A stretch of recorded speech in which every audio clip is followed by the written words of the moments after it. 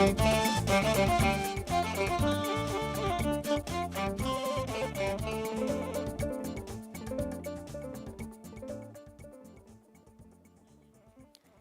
ይስጥልን እንደምን ቆያችሁ የተከበራችሁ ተመልካቾች ከአማራ ሚዲያ ኮርፖሬሽን አዲስ አበባ ስቱዲዮ የዕለቱን ዜናዎች ይዘን ቀርበናል። ዮሐና መኮንን ከመላይ ስቱዲዮና የስርጭት ባለሙያዎች ጋር አብረናችሁ ቆይታ የምናደርግ ነው የሚሆነው። በጥር ወር የሚከበሩ በዓላትና የቱሪዝም ፋይዳቸው የዛሬ የአጀንዳ ዘገባችን ትኩረት ነው። በጥር ወር የሚከበሩ በዓላትን ለጎብኚዎች ለማስተዋወቅ የቅድመ ዝግጅት ተግባራት ማከናወኑን የሰሜን ሸዋ ዞን ባህልና ቱሪዝም መምሪያ አስታወቀ። በሰሜን ሸዋ ዞን ከሚገኙ ሃይማኖታዊ ስፍራዎች መካከል ኢራምቡቲና ጋዲሎ ሜዳ እንዲለሙ በማድረግ በርካታ ጎብኚዎች እንዲታደሙም የሚያስችል ስራ ተከናውኗል ብሏል። ብርቱካን ማሞ ዝርዝር አላት። የጥር ወር በርካታ ሁነቶች የሚከናወኑበት ወር ነው። የአደባባይ በዓላት፣ ሰዎች የሚሰባሰቡባቸው ክብረ በዓላት ያሉበት ወር ነው። ይህንን ወር በደመቀ ሁኔታ ለማክበር በቂ ዝግጅት እያደረገ እንደሚገኝ የሰሜን ሸዋ ዞን ባህልና ቱሪዝም መምሪያ ጠቁሟል። በመምሪያው እንግዲህ በተለየ ሁኔታ በሚከበርባቸው በምንጃርና ሸንኮራ ወረዳ ኢራምቡቲ 44 ታቦታት በሚወጡበት እንዲሁም በደመቀ ሁኔታ በሚከበርበት ኤፍራታና ግድም ወረዳ ጋዲሎ ሜዳ ላይ በደመቀ ሁኔታ ካሁን በፊት የታደሙትም እንዲሁም ደግሞ አዳዲስ ታዳሚዎችን ጎብኚዎችን በዓሉን እንዲታደሙት ለማድረግ የማስተዋወቅ ስራዎችም ቅድመ ዝግጅት ስራዎችም አካባቢውን የማልማት ስራዎች እየተከናወኑ መሆናቸውን ከአካባቢው የተላኩልን መረጃዎች ይጠቁማሉ። የጥምቀት በዓልን በወረዳችን በጋዲሎ ሜዳ ታሪካዊ በሆነው ቦታ ለማክበር የቅድመ ዝግጅት ስራዎችን እየሰራ እንገኛለን። ከቅድመ ዝግጅት ስራዎቹ አንዱ የጥምቀተ ባህር ገንዳ በማህበራት በኩል ደግሞ ቲሸርት የማሳተም በተለይ ደግሞ አካባቢውን ምእመናን ሲያከብሩ አካባቢውን ሰላምና ደህንነት ለመጠበቅ የቅድመ ዝግጅት የጸጥታ ስራ፣ የውይይት ስራ እና አንዳንድ ስራዎችን እየሰራን እንገኛለን። የምንጃር ሸንኮራ ወረዳ ኢራምቡቲ ቀበሌ ላይ ሸንኮራ ወንዝ ላይ 44 ታቦታት በአንድ ቦታ የሚያድሩበት ቦታ ነው። ከ18 አድባራት ተውጣጥተው ይመጣሉ። ሁሉንም ተደራሽ አድርገው በድምቀት ለማክበር የቅድመ ዝግጅት ስራ እየተሰራ ነው ያለው። እኛም እንደ ወረዳ ከካውንስሉ ጋር ተነጋግረን በዓሉ በድምቀት እንደሚከበር ተነጋገርንበት ሁኔታ ላይ አለ። በሰሜን ሸዋ ዞን የጥር ወር በርካታ ሁነቶች የሚከናወኑበት ነው። በሁሉም ወረዳዎች የጥምቀት በዓል በደመቀ ሁኔታ በአደባባይ ይከበራል። በተለየ ሁኔታ ደግሞ በምንጃርና በኤፍራታና ግድም ወረዳ አከባበሩ ምን ይመስላል፣ ምን ቅድመ ዝግጅቶች ተሰሩ የሚለውን ሀሳብ እያነሱልን ቆይታ ሊያደርጉ በመምሪያው የቱሪዝም መዳረሻ ልማት ባለሙያ አለም ገረመው አብረውን ቆይታ ያደርጋሉ። እናመሰግናለን። እሺ አመሰግናለሁኝ። እንግዲህ ጥምቀትን ስናከብር ያው መጀመሪያ ጥምቀት አገራዊ በዓላችን ነው። አገራዊ በዓል ከመሆኑ በተጨማሪ የአደባባይ በዓልና ሃይማኖታዊ በዓላችን ነው። ይሄ ጥምቀት በየትኛውም ቦታ እንደ ሀገር ይከበራል። እንደ ዞናችንም ደግሞ በሁሉም ወረዳ የሚከበር በዓላችን ነው። ከዛ በተለየ ለየት አድርገን ምንጃር ላይና ኤፍራታና ግድም ወረዳ የሚከበረው የጥምቀት በዓል ትንሽ ከሌላው ለየት ያለ አከባበር ስነ ስርዓትም አለው። አንደኛ በዓሉን እንዴት ነው የምናከብረው፣ ቱሪስቶችንስ እንዴት ነው የምንቀበለው፣ ሁለት ደግሞ ሃይማኖታዊ ስርዓቱንና ባህሉን የጠበቀ እንዲሆን ምን ማድረግ አለብን የሚለውን ነገር ቅድሚያ የቅድመ ዝግጅት ስራ ተሰርቶበታል። የማስተዋወቅ ስራችሁ ምን ይመስላል? ታዳሚዎች እንዲመጡ ካሁን በፊት የመጡ ጎብኚዎች ሌሎች አዳዲስ ጎብኚዎችንም ይዘው እንዲመጡ በመልኩ ነው እያስተዋወቃችሁ የምትገኙት? ሁሉም ማህበራዊ ሚዲያዎች የቴክኖሎጂ ውጤቶችን በሙሉ እየተጠቀምን ነው። ዩቲዩብ እንጠቀማለን፣ ቲክቶክ እንጠቀማለን፣ ፌስቡክ አለን፣ ቴሌግራም አለን። እንደገና ደግሞ ተጨማሪ ቴሌቪዥንና ሬዲዮ ራሱ እያስተዋወቀልን ነው። ክብረ በዓሉ ቱሪስቶቻችን ከነበረው ከተወላጂ በተጨማሪ ሌሎች እንግዶችን መጥተው እንዲያውልን የግድ ማስተዋወቅ ማሳወቅም ስላለብን ይህንን ክብረ በዓል እንግዲህ በማስተዋወቅ ላይ እንገኛለን። የጥር ስላሴን ጨምሮ በከተማዋ በድምቀት የሚከበሩ ሃይማኖታዊ በዓላትን የመስህብ ምንጭ ለማድረግ እየተሰራ መሆኑን የደብረ ብርሃን ከተማ ባህልና ቱሪዝም መምሪያ ገለጸ። በበዓላቱ ላይ ለመታደም ወደ ከተማዋ ለሚመጡ ቱሪስቶች ምቹ ሁኔታ ለመፍጠር አጋር አካላት የተሳተፉበት ግብረ ኃይል ተቋቁሞ እየተሰራ መሆኑን መምሪያው አስታውቋል። ገንዘብ ታደሰ ተጨማሪ አላት። የአጼ ዘርዓ ያዕቆብ መናገሻ የሆነችው በቀድሞ ስሟ ደብረ ኢባ በአሁኑ የደብረ ብርሃን ከተማ አስተዳደር እንግዲህ ብርሃን የወረደባት ፍትህን የምታውቅ ታሪካዊ ከተማ መሆኗ ይታወቃል። በዚች ከተማ ብዙ ታሪካዊ፣ ሃይማኖታዊ ቱሪዝም መዳረሻዎች ያሉ ሲሆን በሌሎች ደግሞ መልክዓ ምድሮችም እንዲሁ የታደለች ናት። ይቺ ከተማ ጥር ወር ላይ ትሞሸራለች። ታዲያ በዚህ ከተማ የጥር ወር ድባቡን ለመካፈል ቱሪስቶች ወደዚህ ከተማ እንዲመጡ የደብረ ብርሃን ከተማ ባህል ቱሪዝም መምሪያ ምን አይነት ተግባራትን እያከናወነ ነው? በባህል ቱሪዝም መምሪያው የቅርስ ጥበቃና ቱሪዝም ልማት ቡድን መሪ የሆኑትን አቶ አክሊል ጌታቸውን ጋብዘናቸዋል። ከእሳቸው ጋር ቆይታ እናደርጋለን። እሺ፣ አመሰግናለሁ። እንኳን አደረሳችሁ። ከተማችን ደብረ ብርሃን ከጥር 5 እስከ ጥር 24 ድረስ የቱሪዝም ሳምንት ብለን አውጀናል። ይህን ምቹ ሁኔታ ለመፍጠር 10 የቱሪዝም አቅሞችን ለይተናቸዋል። እነዚህም 4 የሃይማኖታዊ የቱሪዝም አቅም አሉ። አንጎለላ ጽርሐ አርያም፣ ሳራ ሚካኤልና ማርያም፣ ደብረ ብርሃን ቅድስት ሥላሴ እንዲሁም ስውሯ ማርያም ሲሆኑ 3 ቤተ መንግስቶች አሉን። የአጼ ዘርዓ ያዕቆብ ቤተ መንግስት እዚህ ቅርባችን የሚገኘው፣ የንጉሥ ኃይለሥላሴ ቤተ መንግስትና ልቼ የምኒልክ ቤተ መንግስት አሉን። ተፈጥሯዊ ስንመለከት የሳርቲ መንደር ምቹ የፈረስ ጉግስ መካሄጃና ቱሪዝም ለዘላቂ ለውጥ በሚል መሪ ቃል በዛ ዓመት ያከበርነውን የቱሪዝም ቀን ለማስቀጠል እየሰራን ነው። አሁን የምንገኘው በደብረ ብርሃን ቅድስት ሥላሴ ቤተክርስቲያን ነው። ይህ ታሪካዊ ቦታ ነው። በተለይ በጥር 7 ደግሞ ይደምቃል። ይህንን በዓል በደመቀ ሁኔታ ለማክበር ባህል ቱሪዝም መምሪያው ምን አይነት ዝግጅት አድርጓል? የደብረ ብርሃን ሥላሴ የዛሬዋን ደብረ ብርሃን የሚለውን ስያሜ የሚያገኘችው ብርሃን የወረደበትን ቦታ እዚሁ ነው። ወደ 400 የሚሆኑ ተንቀሳቃሽ ቅርሶች ሙዚየም ላይ ለማሳየት ሙዚየሙ እየተጠናቀቀ ያለበት ሁኔታ ነው ያለው።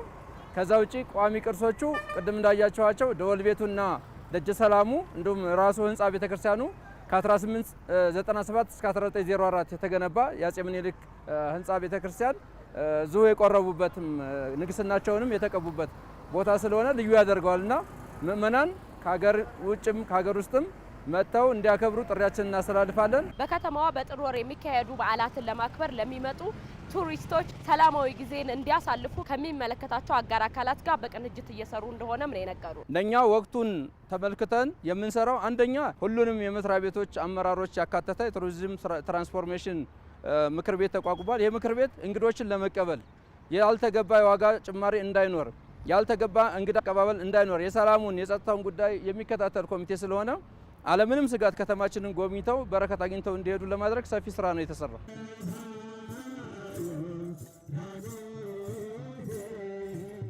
እንግዲህ ከተማችን ላይ ከ100 ሄክታር በላይ የጥምቀት ማደሪያ በዓር ተዘጋጅቷል። ወደ 68 አድባራት አሉ እዚህ ከተማ ላይ።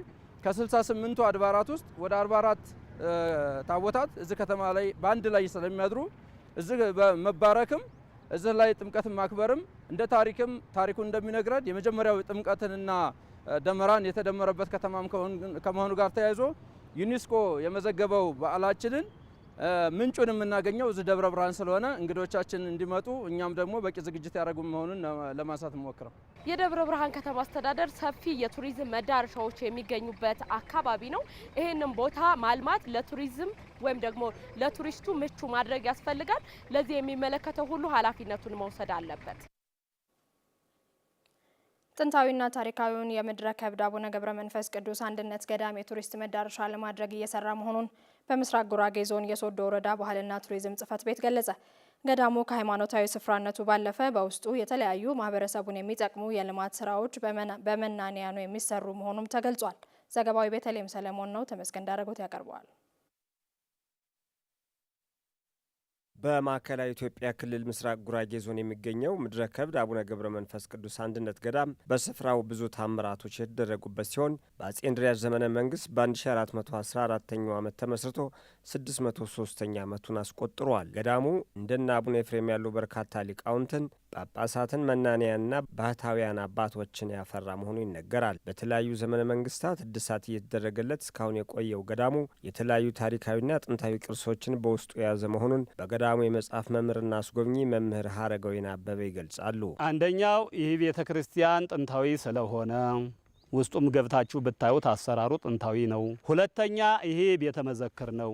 ብዙ የብራና መጻሕፍቶችን፣ የብር መስቀላቶችን፣ የወርቅ ጽዋዎችን በአሁኑ ሰዓት የማይገኙ ነገስታት ብዙ ነዋየ ቅድሳት ያበረከቱትን ይዞ የሚገኝ አንደኛው ይህ ነው። ሌላው ሁለተኛው ሰረገላ ዋሻ ነው። አባታችን 162 ዓመት የጸለዩበት ቃል ኪዳን የተቀበሉበት ነው። ቅድም እንደነገርኩ ሁለተኛ ዋሻው ደግሞ አምላካችን በዚህ ዋሻ አድርገህ ኢየሩሳሌም እንድትሄድ ፈቅጄልሃለሁ ስላላቸው አባታችን በዛ ዋሻ አድርገው ኢየሩሳሌም ሲመላለሱ ስለነበረበት ይሄ ነው እንግዲህ የሚጎበኘው በዚህ ቦታ ላይ። መምህር አረጋዊን አበበ አክለውም ከተለያዩ የሀገሪቱ ክፍሎች የተውጣጡ ምዕመናን በተለይም በጾምና በክብረ በዓላት ወቅት ወደ ገዳሙ በብዛት እንደሚመጡ ገልጸዋል። ምዕመናት ከብዛት ከየሀገሩ ይመጣሉ።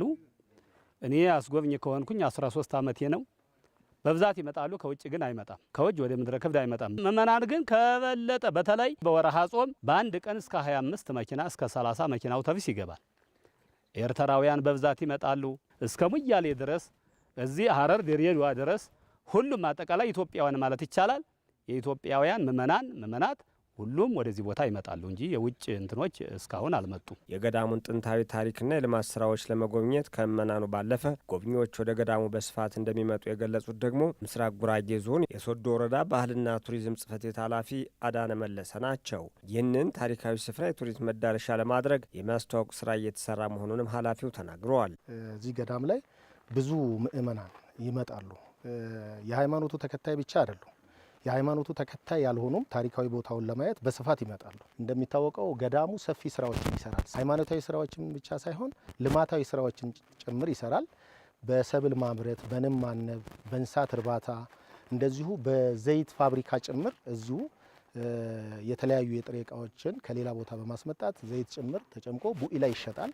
ወተት ጭምር ከዚህ እየተመረተ ቡኢ ድረስ ተሄዶ ለተጠቃሚው የማከፋፈል ስራዎች ይሰራሉ። ከፍተኛ ክሊኒክ ጭምር ቡኢ ከተማ ላይ በራሱ ህንፃ ሰርቶ ከፍቶ ለህብረተሰቡ አሁን ላይ አገልግሎት እየሰጠ ነው ያለው። እኛ ደግሞ እንደ ወረዳ መንግስት እንደ ዞን መንግስትም በጋራ በመሆን አካባቢውን የማስተዋወቅ ትልቅ ገዳም እንደሆነ ሰፋፊ የልማት ስራዎች እንደሚሰሩበት በሚዲያ በኮሚኒኬሽን ሊሆን ይችላል በተለያዩ ሚዲያዎች እንትን እናደርጋለን። የምድረ ከብድ አቡነ ገብረ መንፈስ ቅዱስ አንድነት ገዳም በሀገር በቀል እጽዋትና ተክሎች የተከበበ ነው።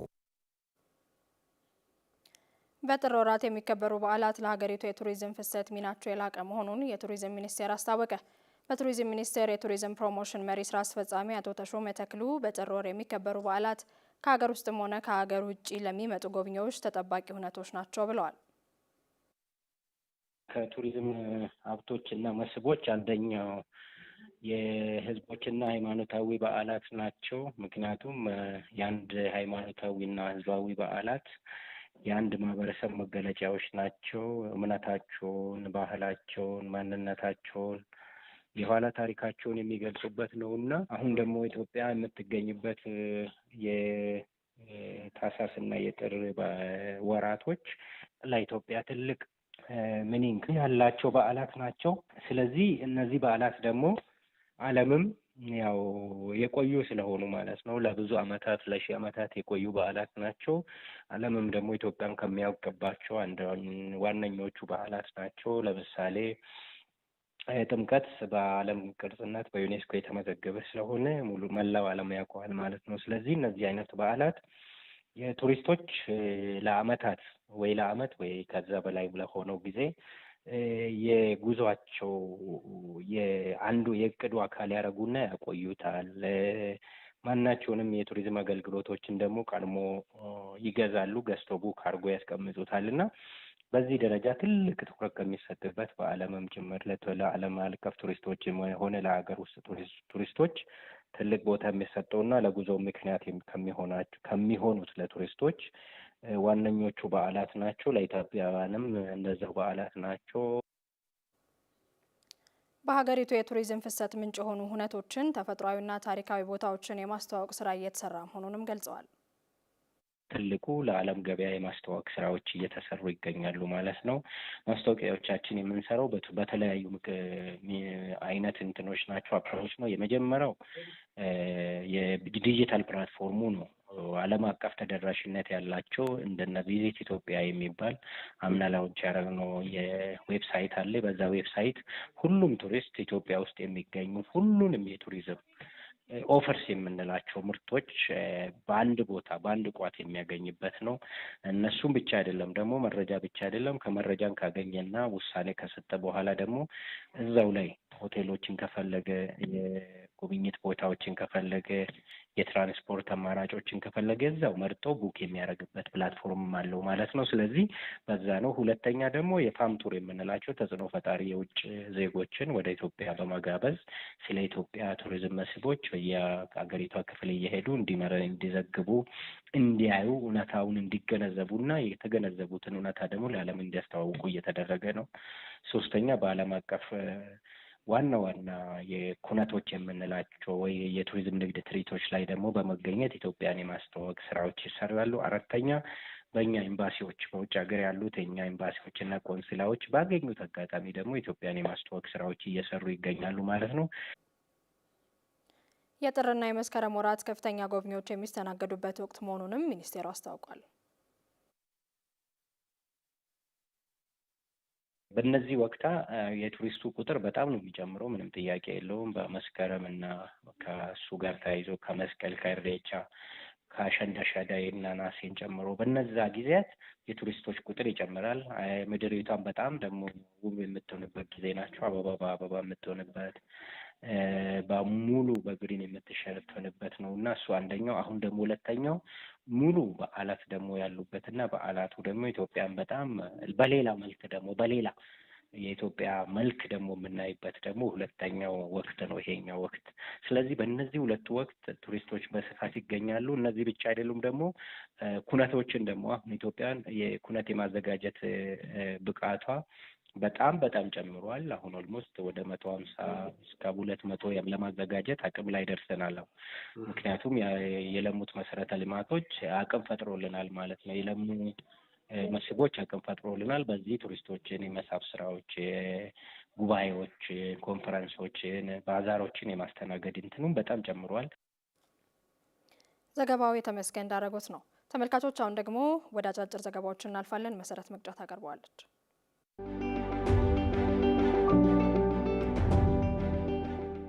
ኢትዮጵያ ባለፉት 6 ወራት በተከናወነ የተቀናጀ ስራ ከ704.4 ቢሊዮን ብር በላይ ገቢ መሰብሰቧን የመንግስት ኮሚኒኬሽን አገልግሎት አስታወቀ። የመንግስት ኮሚኒኬሽን አገልግሎት ባወጣው መረጃ መሰረት በግማሽ ዓመቱ ለመሰብሰብ የታቀደው 640.4 ቢሊዮን ብር ቢሆንም አፈጻጸሙ ከእቅድ በላይ ሆኖ ተመዝግቧል። የተሰበሰበው ገቢ ካለፈው ዓመት ተመሳሳይ ወቅት ጋር ሲነጻጸር የ63.7 ቢሊዮን ብር ብልጫ ያለው ሲሆን ይህም ሀገሪቱ የውስጥ አቅሟን በማጎልበት እያንሰራራች ለመሆኑ ማሳያ መሆኑ ተገልጿል። መንግስት የሀገር ኢኮኖሚ እድገትን የሚደግፉ የሪፎርም ስራዎችን ማከናወኑ ለተገኘው ውጤት ቁልፍ መነሾ መሆኑ በሪፖርቱ ተመላክቷል። በግማሽ ዓመቱ ከተሰበሰበው አጠቃላይ ገቢ ውስጥ 362.4 ቢሊዮን ብሩ ከሀገር ውስጥ ታክስ የተገኘ መሆኑ ተመላክቷል። የኢትዮጵያ ፕሬስ ድርጅት ዘገባ ነው።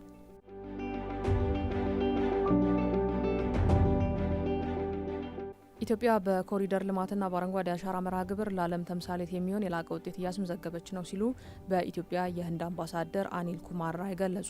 በኢትዮጵያ የህንድ አምባሳደር አኒል ኩማር ራይ በኢትዮጵያ እየተከናወነ ያለው የኮሪደር ልማት ስራ የጠንካራ እቅድና አፈጻጸም እንዲሁም የላቀ የአመራር ብቃት ማሳያ ነው ብለዋል። በተለይም በአዲስ አበባ እየተከናወነ ያለው የኮሪደር ልማት ከተማዋን ውብና ማራኪ ገጽታ ያላበሰ ነው ብለዋል። ይህም በኢትዮጵያ ለመኖርና ሀብት ማፍራት ለሚሹ የውጭ ዜጎች ምቹ መደላድል መፍጠሩን ተናግረዋል። በአረንጓዴ አሻራ መርሃ ግብር በመላ ሀገሪቱ የአረንጓዴ ስፍራዎች እንዲበራከቱ ማድረጉን አንስተው በዚህም ኢትዮጵያ ዓለም አቀፍ እውቅና እንድታገኝ ያስችሏታል ማለታቸውን ኢዜአ ዘግቧል።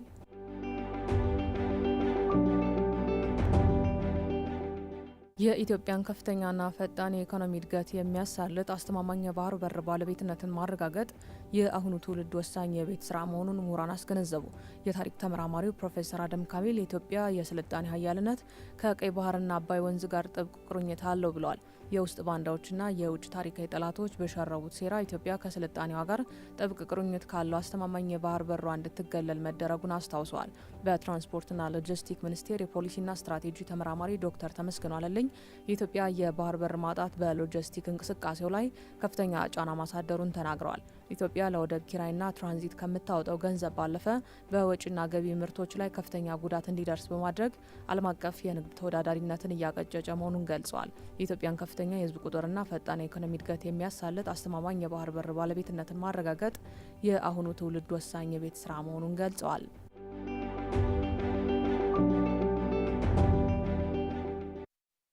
የተከበራችሁ ተመልካቾች ከአሚኮ አዲስ አበባ ስቱዲዮ ለዕለቱ የያዝናቸው ዜናዎች በተከታተላችኋቸው መልኩ ተጠናቀዋል። አብራችሁን ስለነበራችሁ እጅግ እናመሰግናለን። ጤና ይስጥልን። ነው።